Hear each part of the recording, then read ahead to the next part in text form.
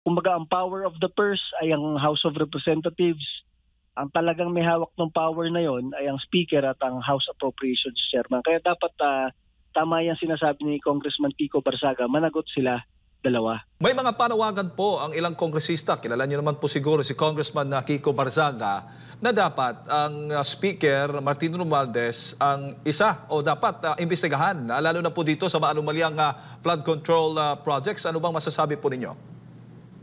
Yes, tama lang yon. Yung nabibilip nga tayo dito kay Congressman Kiko Barsaga kasi kaya niyang magsalita doon sa plenaryo, doon sa Kongreso ng ganyan. Tama naman yan kasi katulad nga na sinabi ni Vice President Sara Duterte, ang budget ng Pilipinas ay hawak lamang ng dalawang tao. Speaker Romualdez and Committee on Appropriations Chairman Zaldico. So sila talaga ang nag-i-insert at nag-a-approve ng budget ng Pilipinas.